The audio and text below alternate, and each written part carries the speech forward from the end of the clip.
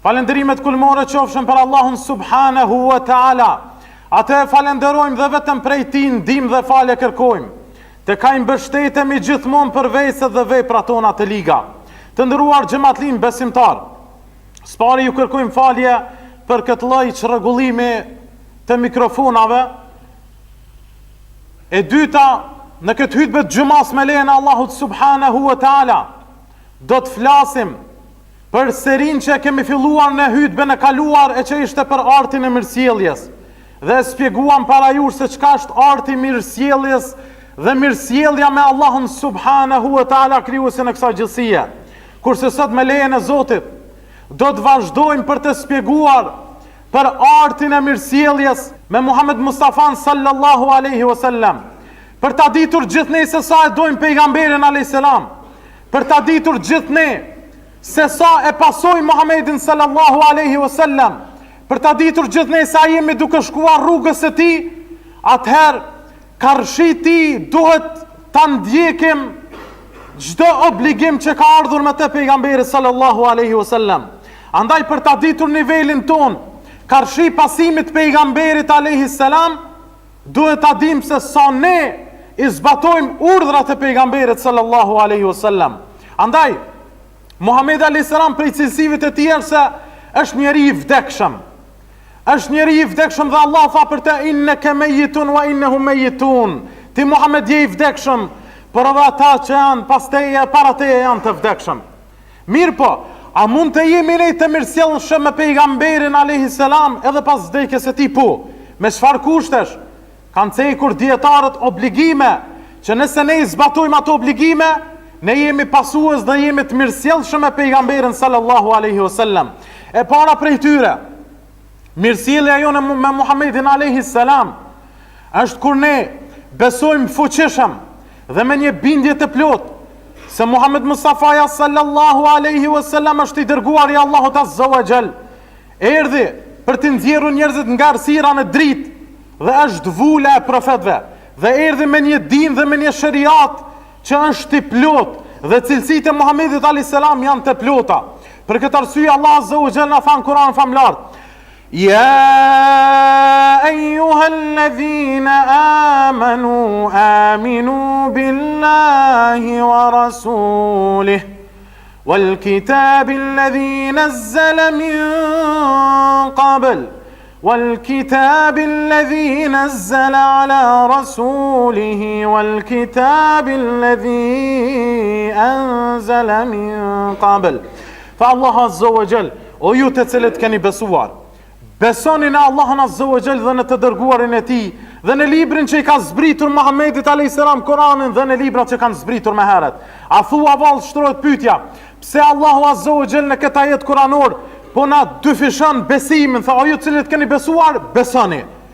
Për shkak se të nderuar vëllezër, Allahu e ka ditur që për gjatë periudhave historike do të ketë njerëz të cilët do ta shohin Muhammed Mustafa sallallahu alaihi wasallam. Andaj më shumë se kur janë shtuar sot fyerjet dhe ofendimet ndaj figurës së pejgamberit ton sallallahu alaihi wasallam, karikaturat të ndryshme, fyrje të ndryshme, libra të ndryshme nga orientalistët të ndryshëm shënohen sot në kundërshtim me figurën e pejgamberit sallallahu alaihi wasallam. Andaj, sikur Allah azza wa jall do të thotë, ripërtrijeni gjithmonë imanin në karshi pejgamberit sallallahu alaihi wasallam, nga se kemi nevojë për të. Pastaj të nderuar vëllezër, e dyta, për të qenë të mirësjellshëm me pejgamberin alayhis salam, duhet ta duam atë, provo edhe herë mikrofonin. Duhet ta duam atë të nderuar vëllezër dhe duhet ta shpresojmë takimin me Muhammed Mustafa sallallahu alaihi wasallam. Për këtë arsye, pejgamberi alayhis salam na tha që sa më shumë e dojmë pejgamberin alayhis salam dhe sa më shumë e shpresojmë takimin me të, kjo tregon se ne fuqishëm besojmë në të. Për këtë arsye tha: La yu'minu ahadukum hatta akuna ahabba ilayhi min walidihi wa waladihi.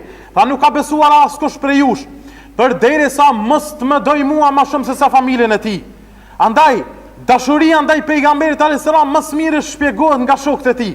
Në luftën e Uhudit të nderuar xhamatlin, nga se i kemi 3 lufta të mëdha: lufta e Bedrit, ku psuan disfat kurajshitët, lufta e Uhudit, ku psuan disfat muslimanët, dhe lufta e Hendekut, ku ishte një luftë gjithashtu e tmerrshme, në luftën e Uhudit u bën një luftë shumë e madhe.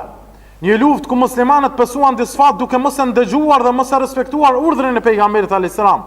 Andaj kur kurejshit dhe politeistët dëshën që ta godasin fuqishëm pejgamberin alayhis salam dhe rrethuan, atëherë shokët e tij dashurin ndaj pejgamberit alayhis salam ju afruan atij, e përçafuan atë dhe gjitha shigjetat dhe goditjet që binin nga armiku i godistin në shpinat e tyre.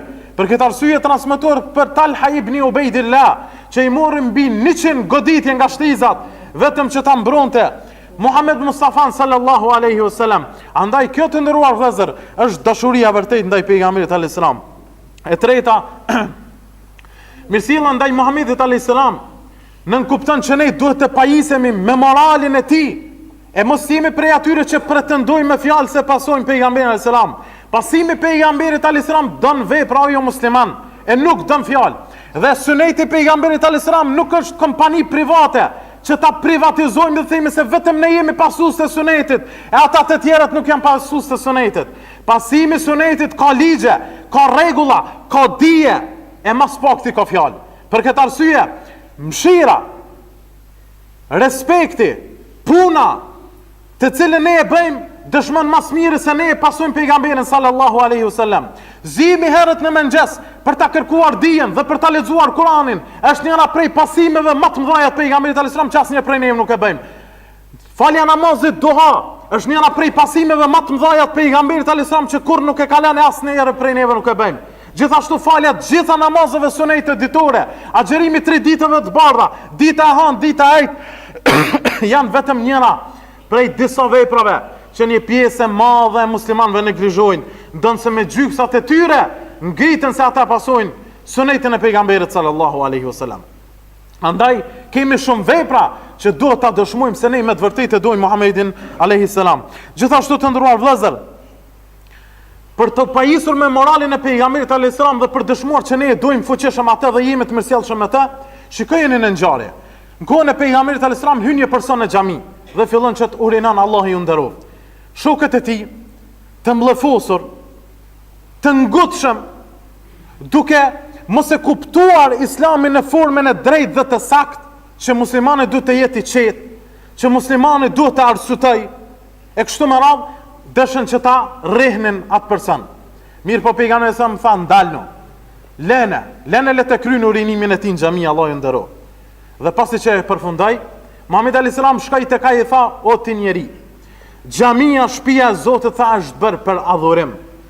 Xhamia shtëpia e Zotit është bërë për ta falë namazin, për të u lidhur me Allahun azza wa jalla, nuk është bërë për këto gjëra. Nuk është bërë xhamia për përçamje, nuk është bërë xhamia për të ardhur për të zgjidhur problemet e jetës që i kanë shtëpi për të zgjidhur në xhami, por xhamia është bërë për të adhuruar Allahun subhanahu wa taala. Andaj u ndal njeriu të nderuar vëllezër dhe tha, Allahumma arhamni wa Muhammada wala tarham ma'ana ahada. O Zot, mëshiroje mua dhe Muhammedin, e mos e mëshiro dikant tjetër pas neve dyve. Pra, shikojeni se çfarë morale dhe çfarë sjellje kishte pejgamberi sallallahu alajhi wasallam që nxiti edhe këtë person që të pendohet dhe të kthehet në dinin e Allahut subhanahu wa taala. Gjithashtu të nderuar vëllezër, pasimi pejgamberit sallallahu alaihi wasallam është kur ne mundohemi që në vepra ta pasojmë atë ashtu siç ai ka vepruar. Për këtë arsye transmetohet për Ibn Omerin se ka qenë njëri prej pasuesve më të mëdhenj të pejgamberit alayhis salam, saqë kur shkonte në ndonjë rrugë e dinte që është një hije në filan vendin dhe u ndalte dhe pushonte aty. Kur e pyesnin, ja Ibn Umar, pse po ndalesh gjithmonë në këtë hije?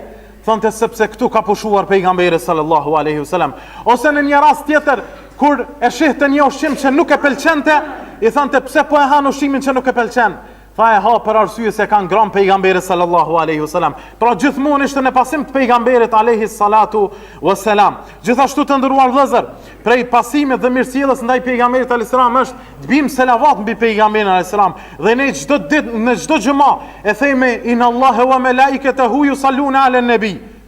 Tha me të vërtetë melaqet dhe muslimanët dhe ata që kanë besu bin selavat mbi pejgamberin alaihi salam. Edhe Allah bje selavat mbi pejgamberin sallam, edhe ju do të merrni selavat mbi pejgamberin sallam. Nga se kush bjen selavat mbi ta, Allah bje 10 herë selavat mbi ta. Gjithashtu e fundit të nderuar vëllezër, prej metodave të mirësjelljes dhe artit të mirësjelljes me Muhammed Mustafa sallallahu alaihi wasallam është prezantimi në të gjitha ligjërata që kanë të bëjnë me sirën, historinë e Muhamedit alayhis salam, prezantimin e dersave dhe ligjërata që kanë të bëjnë me leximin e haditheve të pejgamberit alayhis salam. Sa mirë për neve që nuk kemi arritur as 40 hadithet e Imam Newawiu të lexojmë. E lere me ta lexojmë Sahihun e Buhariut, Sahihun e Muslimit, Sahihun e Sunenin e Ebu Daudit, Sunenin e Tirmidhiut, Sunenin e Ibn Majahs, që të gjitha këto libra janë koleksione që dëshmojnë për fjalët e Muhammed Mustafa sallallahu alaihi wasallam.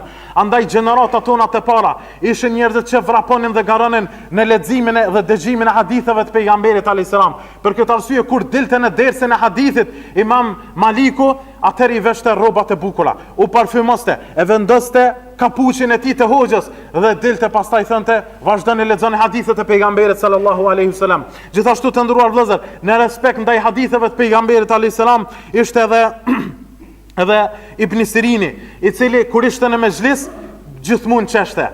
Në momentin që fillon të lexojë hadithi pejgamberit alayhis salam, ju skuqej fytyra dhe ndryshonte pamjen e fytyrës. Gjithashtu të nderuar vëllezër, në respekt ndaj haditheve të pejgamberit alayhis salam, e sa pak ne vrapojmë që ta mësojmë hadithin dhe që të jetojmë dhe të kemi bereqet me hadithet e pejgamberit alayhis salam, tregohet për Said ibn al-Musayyib, zotriu në tabiinve, i cili ishte i semur në shtrat.